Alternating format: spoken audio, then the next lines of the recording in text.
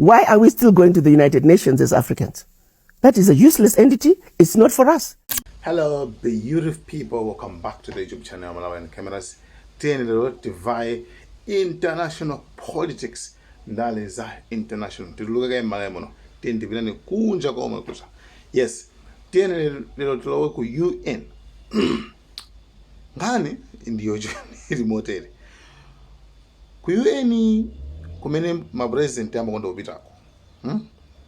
Ma-president ndithu ya mukudziwaso bwinobwino ndithu ena angobwera kudzula I think katisidzana chimene chikume kuchako ndicho chono kuti kumene kuja amangopita nkukakhala mchigulugulu cha anthu ovota komano sangapange decision imene kuja yayi kumene kujako kuli maiko mizwanya imene inapatsidwa timati veto power inamati veto inamati veto muli mosema koma VETO veto power mphamvu imene jayo inangoperekedwa ku maiko kwana 5 maiko 5 amene wawa zitati kuti pakabwera decision kukapangidwa chiganizo minokoko kuti akuluakulu pachitike zakuti limodzi mwa maiko 5 awawa ndikutchuleniwa pali France sunga maina wet United States of America 2 nde pali UK United Kingdoms nde kuli Russia ndi kuli China number 5 maiko amene wawa ndi amene angakwanise kukana chiganizo kana kuchivomera decision ikabwera ngati dziko mwa limodzi apamalakana basi bili imene sipasa maiko 5 oka maiko osewa 5 ewa kulibe president mmodzi hivi na kwa Africa panapa ku Africa kuli maiko 54 it means my president 54 if I'm not mistaken pa president wose palibe ko olo mmodzi amene ali ndi veto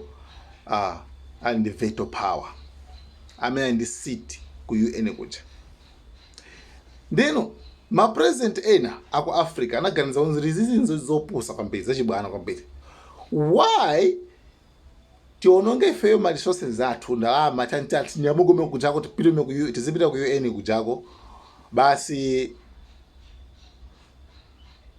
tilibe chochita kumangopita chimene okay kumene kujako ungopasudwa podium ungopasudwa malamani yankhulaniko zomwe mufuna muyankhule kama soti zipita zipanga sense chifukwa you have no say ino mulibe chionena kuti mungani kuti mwakuti yayi decision ikapezeka ikapangidwa amene amakhala ma big mizwanya ndemaiko kwana ngati 5 amene ndi veto powers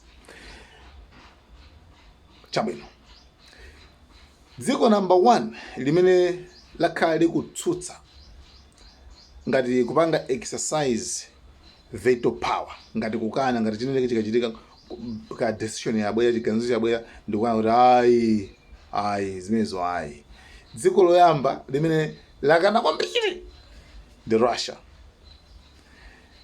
apanga chiganizo ndio madziwa akapanga chiganizo chicha Russia ikangoti chimene ife ndo chinthu chacho decision imene ndila maiko 5 yo number 2 mabwera China yakana 19 times ma decision ena decision imene yaukape singateke remember kuti nkati mmene mumo mulibemo chani mulibemo always in the mods of Africa ne anthu ena ma expert ena guys we are wasting a lot of money resources energy kumapita ku UN tizikapanga kuyana ku UN basi kungokhala kumagwiritsidwa ntchito ndi ma president ena ngati bill ina yake yabwe kuti avotere ma Africans ambiri amene kumakhala kuvota basi vote basi kumanguvotera koma iwo alibeko sei alibe kuchini chisudu angayankhula kumwe kuchako. That's why akona kuti why are we still going to the United Nations as Africans? That is a useless entity. It's not for us. The largest voting bloc in the United Nations are the African nations. We don't have a seat on the table. Why do we go there? We go to the United Nations to vote on their issues. They pay African countries, vote with us on this issue, vote with us on this issue. We have no business going to the United Nations, period. We need to tell Secretary Guterres. Thank you very much, but we're no longer going to attend United Nations. It's not our entity. Until we have true representation. Goodbye. Dr. Lazarus Chakwera anabereka point yake nuna kuti anauza kuti we demand tikufuna kuti kumene koko kukhale masita awiri okha kuti mu Africa muno mukhale chani mukhale ma president awiri azikhala kumwe kuti nawonso azikhala soti azimina Africa akhaleso ni power azina amene sigwira amene ayi. You see, akhaleso ni mphamvu akhale ndi veto power. Dr. Lazarus Chakwera ndithu point imene anayiponya imene ndithu kwakuya lebe ngati actually it's a big move, it's a big deal. Zofunikira kwambiri kupanga zimene zonse ngati